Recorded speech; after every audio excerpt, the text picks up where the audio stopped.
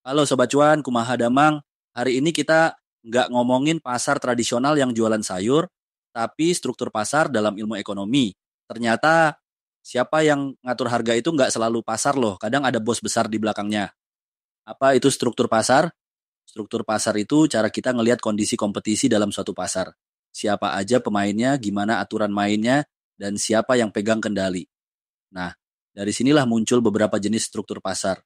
Yuk, kita kulik satu persatu. Pertama, pasar persaingan sempurna.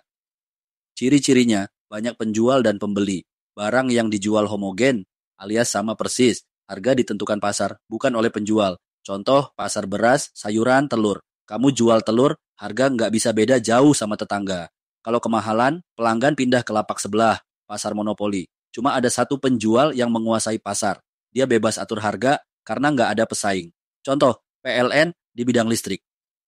Mau nggak mau ya pakai mereka karena nggak ada alternatif. Bahaya? Bisa iya karena harga bisa tinggi, layanan bisa seenaknya, nggak ada pilihan lain. Tapi kalau di monopoli negara, biasanya karena menyangkut hajat hidup orang banyak. Tiga, pasar oligopoli pasar yang dikuasai oleh sedikit perusahaan besar. Contoh, industri otomotif, operator seluler, industri sabun atau deterjen.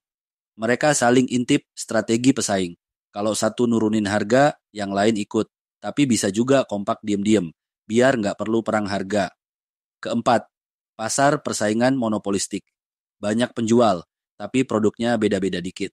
Contoh, warung kopi, restoran mie ayam, jasa potong rambut masing-masing, kasih nilai unik.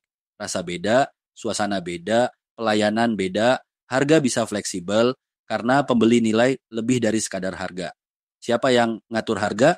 Di pasar persaingan sempurna, pasar yang ngatur, di monopoli, penjual yang ngatur, di oligopoli, tergantung kekompakan antar pemain besar. Di monopolistik, strategi branding dan diferensiasi, produk pelajaran yang bisa kita ambil. Satu, nggak semua harga ditentukan pasar yang bebas. Struktur pasar ngaruh ke harga, kualitas, dan pilihan produk yang kita nikmati. Tiga, kita sebagai konsumen harus cerdas, ngerti gimana cara pasar kerja, biar nggak gampang ketipu. Disclaimer informasi ini disampaikan untuk tujuan edukasi dan hiburan saja. Semua opini yang disampaikan adalah pendapat pribadi dan bukan representasi dari lembaga manapun. Pastikan Sobat Cuan tetap kritis terhadap dinamika pasar. Jangan lupa like video ini, share ke teman yang sering protes harga mahal, dan subscribe buat info menarik lainnya dari Blog Cuan. Sampai jumpa di video berikutnya. Hatur nuhun, Sobat Cuan.